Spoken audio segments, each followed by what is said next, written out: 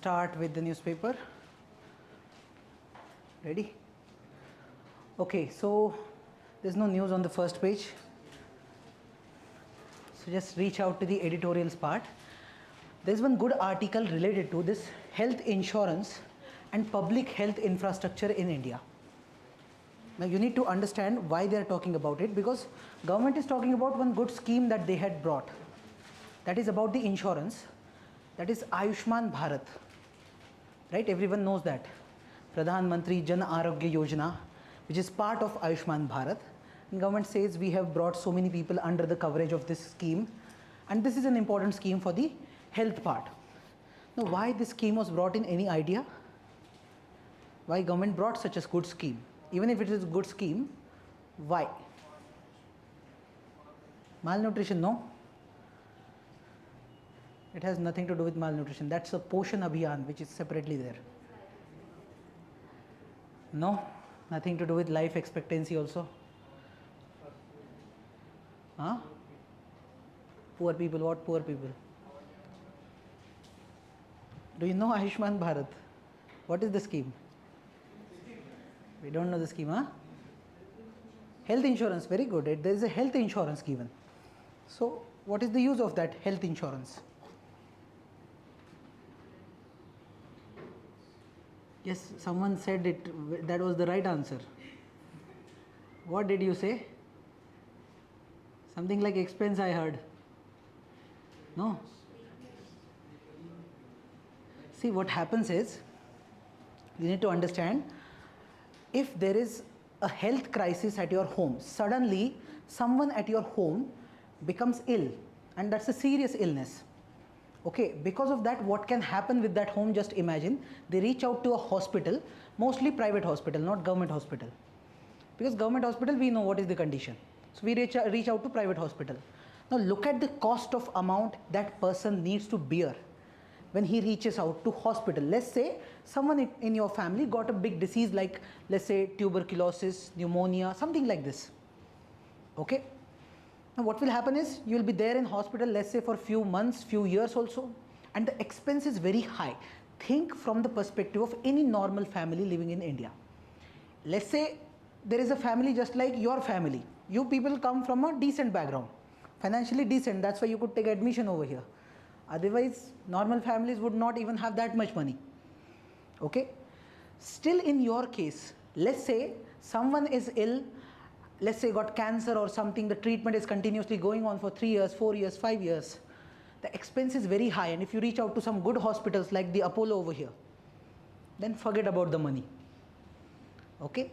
So even if you are in the upper middle class, suddenly you will get into lower middle class. What about lower middle class? They'll get under this below poverty line. What about already those people who are in below poverty line? They'll die. Simple. So what is needed is some kind of public health infrastructure. Now government thought we can bring some insurance scheme. Through this Ayushman Bharat scheme, if you see this Ayushman Bharat scheme, in 2018 government launched this scheme. Okay, in that there are two parts. One is they are creating these primary healthcare centers or wellness centers. Okay, second thing is this Pradhan Mantri Jan Arogya Yojana. Now this is an important scheme. Pradhan Mantri Jan Arogya Yojana, under which they said, what we will do is, we will give insurance coverage of 5 lakh rupees to every family. Every family we are going to give 5 lakh rupees insurance coverage. That means in your family, if someone is ill in this year, if someone is ill, then till 5 lakh, whatever the cost is there in the hospital, that will be paid by the insurance company. Okay? So whenever, we can also take such plans from insurance companies privately, but we have to pay some amount to them yearly. Some premium has to be paid. Here government is saying, we are paying the premium. No need to pay. We are paying that. You will get this insurance coverage, and this is for your entire family for 1 year, 5 lakh rupees. Okay? And they said we will cover 10 crore families. So approximately 40-50 crore people will be covered. So it's like their idea was it should be universal coverage. Universal means all the population of India should be covered. Then they thought the rich class, upper middle class, they will anyway manage. Let's focus on the bottom part first. So somehow they covered this many people. Okay, good scheme, bad scheme. So in case someone gets ill, so there is one thing called as out of pocket expenditure. Out of pocket expenditure. What happens is, when someone is ill, you reach out to these private hospitals, you have to pay a lot of amount of money from your pocket. What they are doing is they are reducing that cost. That out of pocket or from your pocket, you don't need to pay so much amount of money. Some will be taken up by this insurance company over here. Okay? Clear? That's why they brought it. Good scheme. As far as we see, it seems to be a good scheme. Now in this particular article, what the writer is trying to say, just because you brought insurance scheme doesn't make your health infrastructure better. You have to focus on the public health infrastructure. Just bringing insurance scheme doesn't make things good. So they are criticizing to some extent, and they are also suggesting that you have to make a very good public infrastructure or public health infrastructure. Now what they are exactly trying to say, you see, there is this concept of universal health care. Universal health care means every person, every citizen of your country should have clear-cut equal opportunity, equal access to all the healthcare resources. Now when someone is very poor, even if there is a hospital nearby, he can't access it because he has no money.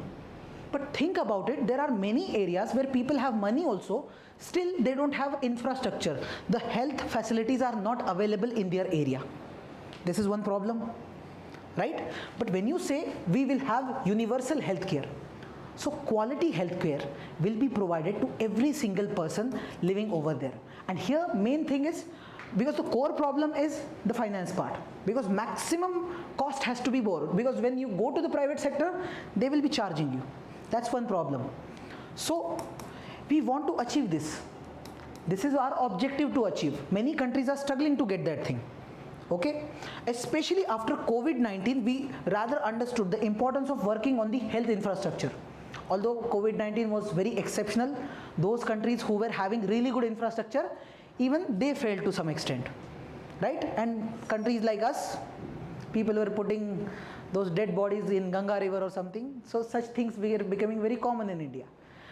Now the point is, government said we brought this health insurance scheme, this Pradhan Mantri Jan Arogya Yojana. This is brought by central government. State government also brought many schemes. So state level health insurance programs, we call them. So many state governments have such schemes. Both are operating at this moment. Okay.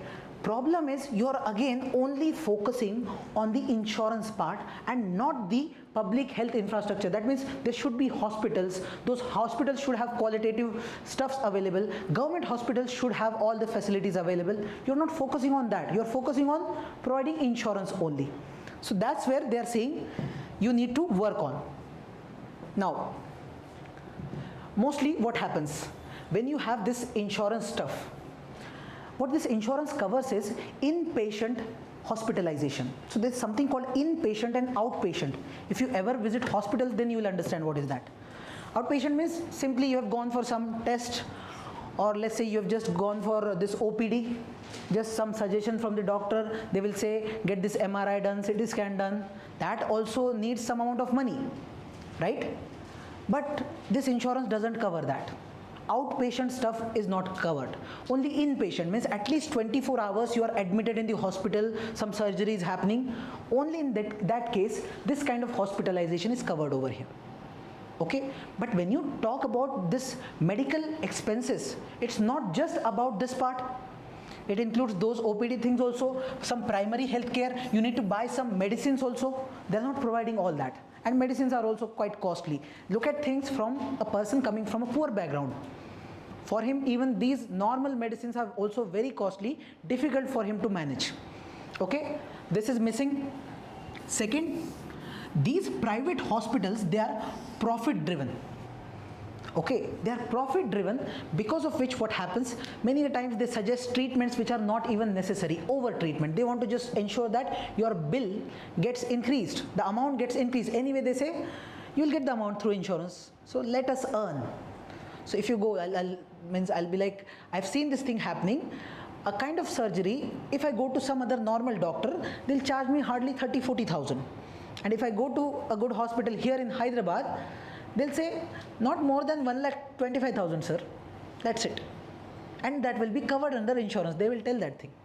So you don't need to pay. We'll take that money. So that's how, see, whose money is this? Again, your money, taxpayers' money. The same money is being used over here. So that's a problem. Then there is some discrimination because not everyone is covered here. Not everything is covered here. Not every kind of surgery, not every kind of thing will be covered.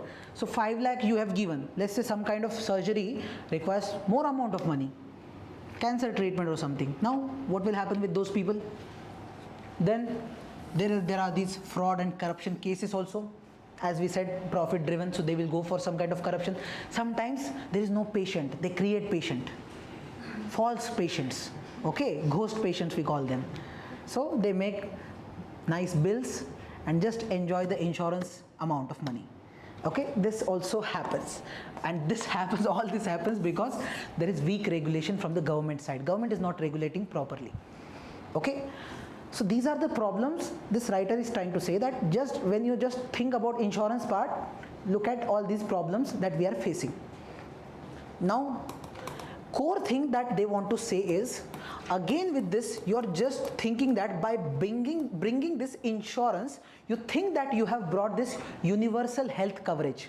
They are saying universal health coverage will not come just by bringing a universal insurance scheme. Ayushman Bharat is somewhat universal health coverage, not universal insurance coverage, not health coverage. Okay, for health coverage, you have to do many things is what they are trying to say. Clear? So, what you all need? Number one, strong public hospitals. That means government hospitals have to be made strong. Strong means they should have all the facilities which are available with the private hospitals. Those should be available over there. They should have the staff available, doctor available. All these things should be available with government hospitals. If you go to some other countries in the West, there are government hospitals who are also performing really well. That means it's not, we think this way that government hospitals are pathetic, but they're not performing well. That's why this is happening. This could have been made better. And just like BSNL can compete with Vodafone or let's say with Airtel, then government hospital can also compete with private hospitals. That is also possible, right? Then focus on primary and preventive care. Primary health care, the basic things. You don't need to get hospitalized, right? Normal stuff. Or preventive health care is, you don't let diseases happen. You know, prevention, we say prevention is better than cure. Cure is when you go to doctor. Sir, I'm already ill, now I'm going to doctor. That's, you're trying to cure the disease. Prevention means you will ensure the disease, you don't get diseased. So you maintain a good lifestyle, right? So you go for, let's say, some Ayurvedic stuff, or you go for some lifestyle which has all the nutritions needed for your body. Okay, so all these things you need to focus on. And then as far as private sector is there, they're doing good, but they're charging a lot, they're misusing, all these corrupt practices are happening. For that you need stronger regulation of private sector. Okay, when you do all these things, then we can say that we have made a strong public health infrastructure. Right now it's just insurance, that's it. Clear? Good article? Good article. Next is about noise pollution. So is there something called noise pollution? What is noise pollution? This DJ is a noise pollution. Right?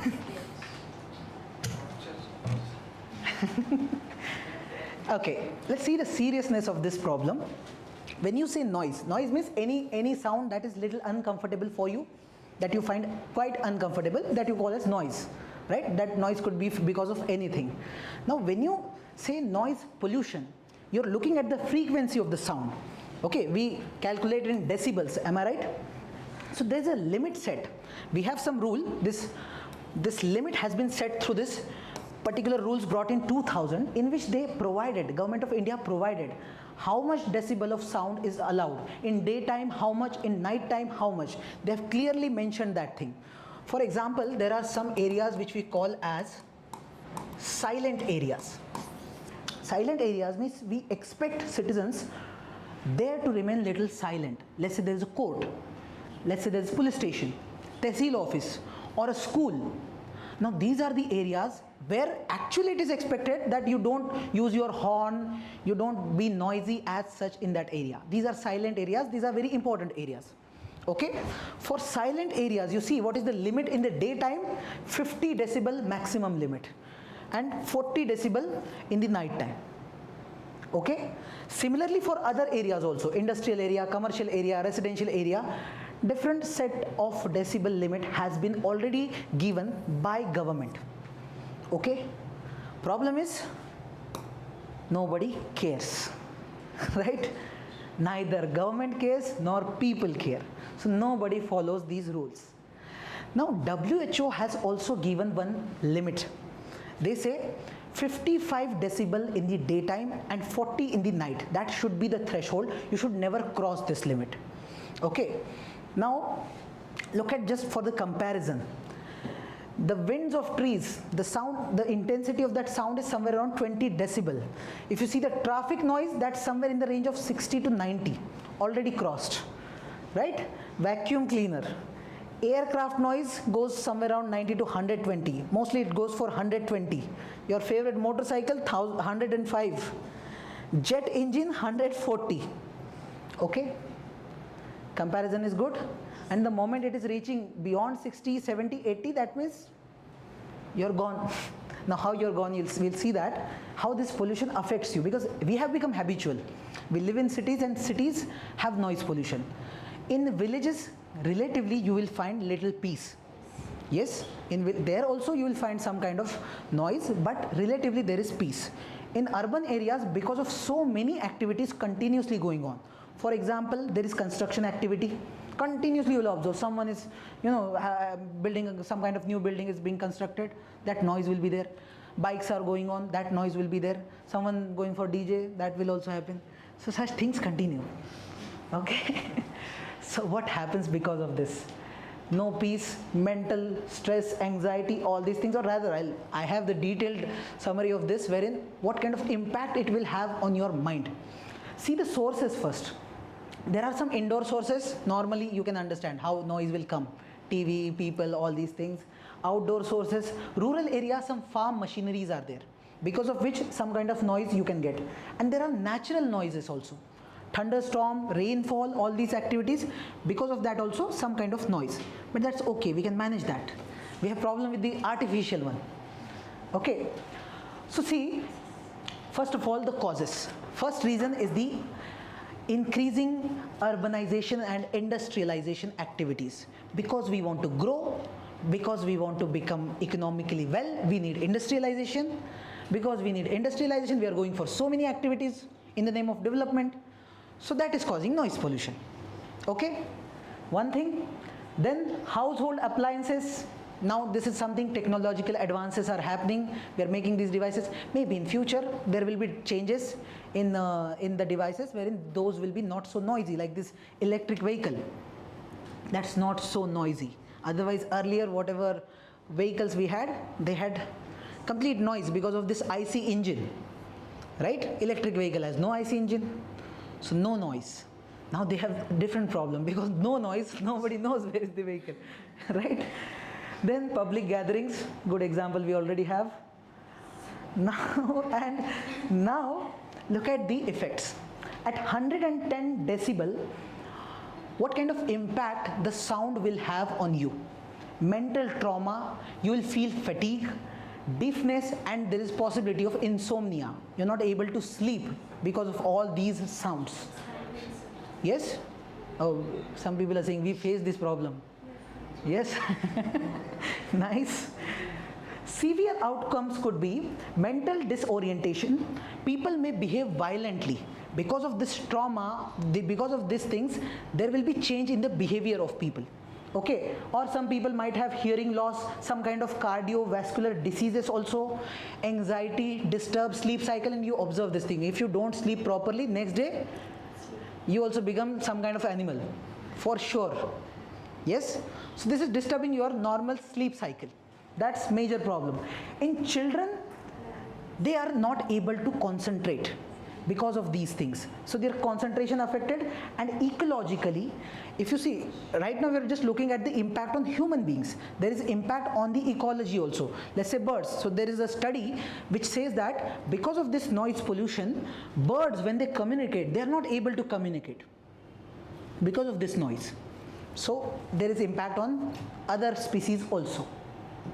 Now, we have some institutions like the Central Pollution Control Board at the central level. At state level also we have this pollution board, and they are the main body to take care of any kind of such pollution. Although they are supposed to take care of pollution of all kinds, air pollution, water pollution, all these things. Although for water we have different bodies also. Noise pollution, we don't have a specific body as such which only deals with noise pollution. We just have this National Ambient Noise Monitoring Network. So what they do is they just check how much noise pollution is there in the real time. Real time means at the present scale what is happening. 24/7 they might be just monitoring, but they're not doing anything special. Just by monitoring nothing will happen. You have to regulate, you have to take some action. Okay, that is something that's not happening. Problem is enforcement.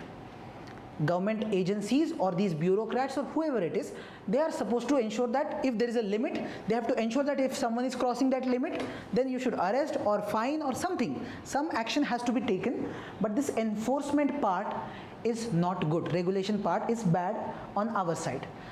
Then nobody is serious, people are not so serious about it. So politicians are also not so serious about it. So nobody is taking any action. Bureaucracy has no problem, you people have no problem. Politician is very clear. If you people have problem, then they will take care of it. Otherwise, no problem. Okay, so there is political reluctance, institutional silence. These institutions, they are not doing anything, they are silent. Let it continue. So that's why we see all these problems. So the solutions, you can think about so many solutions on this. For example, you bring some policy. Okay, you ensure that there are fixed limits, make it very clear in the policy, then adhere to all those limits. Now do one thing, you have this agency we said, where is this National Ambient Noise Monitoring Network? Now the article says that you can decentralize it, make local level authorities and let them implement. At the local level, if there is authority who can take care of this noise pollution, they can check what is happening, what is not happening, then you might be implementing it better. Okay, this is one suggestion.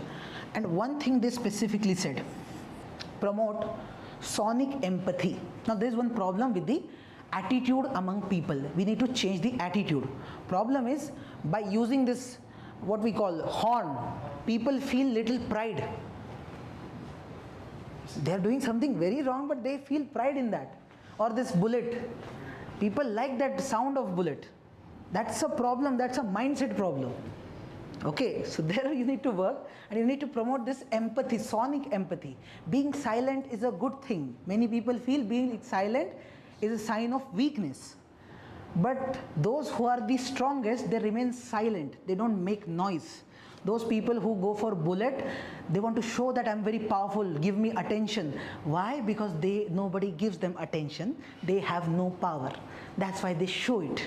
Those who are really powerful, they don't show it, they know they have it. Clear? So we need to bring this sonic empathy, bring empathy in terms of this sound. Don't be noisy if someone is getting disturbed. That's sonic empathy. Okay? Clear? Okay, decent article. Then last one is about this carbon pricing, and I had discussed about carbon pricing earlier. Carbon border management tax. Any idea about it? Carbon tax. In simple words, we call it carbon tax. What is it?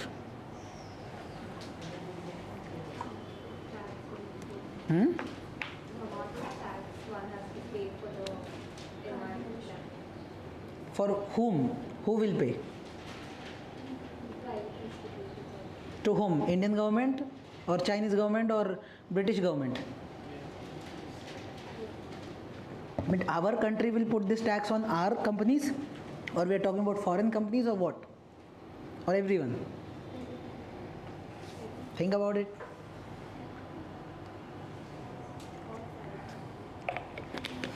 I had discussed this as far as I remember. Now see, there is this thing called carbon border adjustment mechanism. Now this is present in UK, this is present in European Union also. Most of these countries are bringing a kind of tax. They say that we are trying to reduce carbon emission. That's they are saying. We are trying to do that. So our companies are not emitting much carbon as such.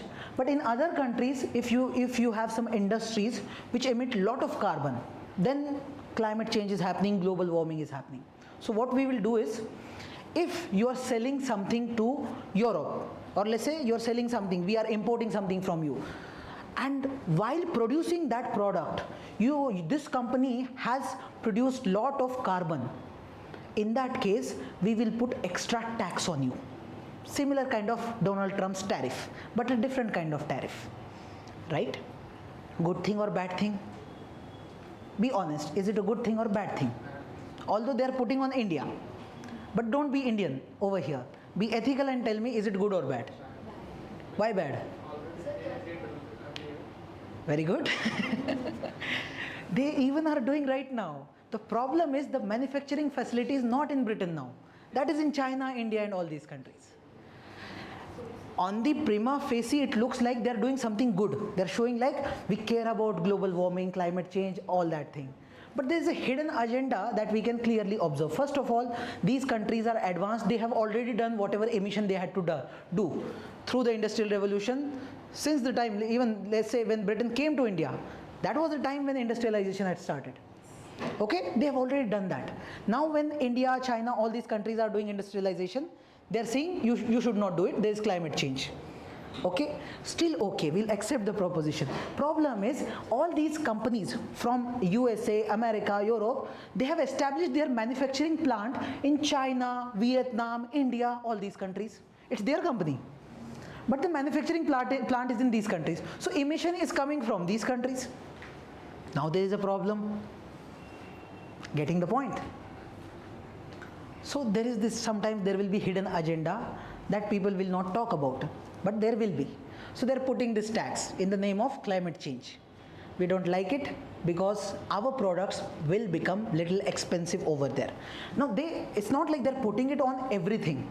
Only those products which are carbon intensive, when you produce them, lot of carbon will be emitted when you produce them. For example, our steel, aluminium, etc. Now steel is something we export a lot, okay, and that's where we see, if you see, everyone is trying to put tariffs one way or the other way. Trump is powerful, so he's putting direct tariff. He's saying you're buying oil from Russia. Anyone will use any reason, but just try to put tariffs. Reason could be anything. Everyone is trying the same thing. Trump using Russian oil example, these people are little diplomatic, so they are using this climate change example. You have to just justify why you are putting it. Justification should be there. Indians also do the similar kind of thing. We have to protect our agricultural farmers, they are poor, so we also say the same thing and we try to put tariff on other countries. That's how it works. Okay? So what will be the impact? They are saying you have gone for free trade agreement with UK, but in that you did not think about this part because UK already implements this carbon tax mechanism.